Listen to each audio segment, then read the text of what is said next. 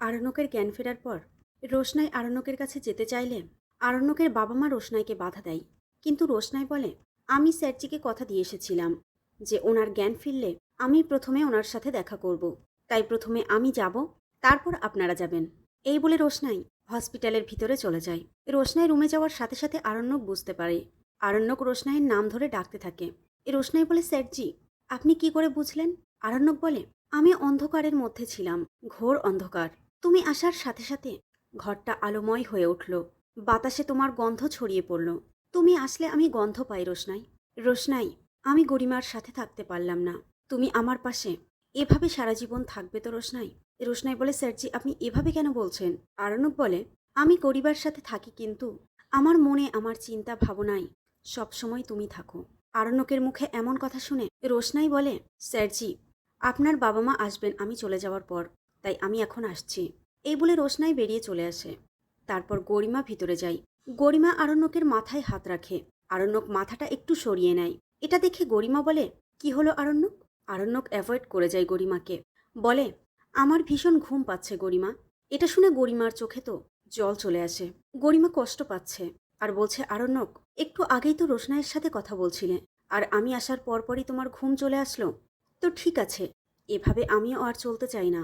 কাল দুবাইয়ে আমার একটা পারফরমেন্স আছে, আমি ওখানে অ্যাটেন্ড করতে চাই, তাই আমি ৩-৪ দিন ওখানেই থাকবো।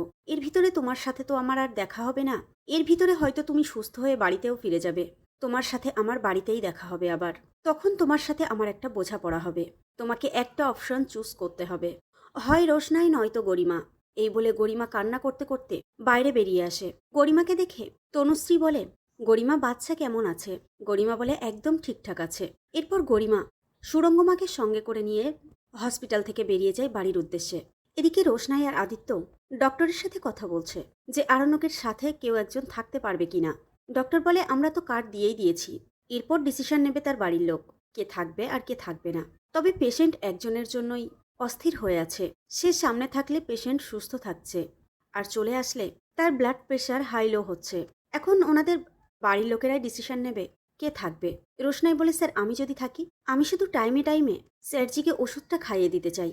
এদিকে সুরঙ্গমা আর গরিমা আরণ্যকদের বাড়িতে চলে আসে। সুরঙ্গমা গরিমাকে লাগেজ প্যাক করতে বলে। গরিমা বলে, মা সবকিছু গোছানোই আছে, আমি দুবাই থেকে ফিরে এসে আরণ্যককে ডিভোর্স দিয়ে দেব। এটা শুনে সুরঙ্গমা আকাশ থেকে পড়ে। কি বললে তুমি গরিমা? এটা তুমি যদি আরণ্যককে ডিভোর্স দিয়ে দাও, তাহলে এটাই পরিষ্কার যে তুমি সবকিছু রোশনাইয়ের হাতে তুলে দিয়ে তুমি নিজে হেরে গেলে। গরিমা বলে, মা এর থেকে বেশি আমি আর কিছু করতে পারছি না, আমি খুব ক্লান্ত, এই বিষয়টা নিয়ে আমি আর এগিয়ে যেতে পারছি না। সুরঙ্গমা বলে, মায়ের উপরে ভরসা রাখো। গরিমা বলে যে, মা এতদিন পর্যন্ত তুমি তো অনেক কিছুই করলে, কোনো লাভ হলো কি? যাই হোক, তোমার যা মন চায় তুমি তাই করো, আমি আর এসবের মধ্যে নেই। তখনই সুরঙ্গমা রাজেশকে ফোন করে আর সমস্ত ঘটনা রাজেশকে খুলে বলে। সুরঙ্গমা রাজেশকে বলে রোশনাইকে এই শহর থেকে অন্য কোথাও নিয়ে চলে যেতে। রাজেশ সুরঙ্গমার থেকে রোশনাইয়ের ডিটেলস নিয়ে নেয়। এদিকে মিনি রোশনাইকে গিয়ে বলছে, রোশনাই আমি কখন যাব ছোটদা ভাইয়ের সাথে দেখা করতে?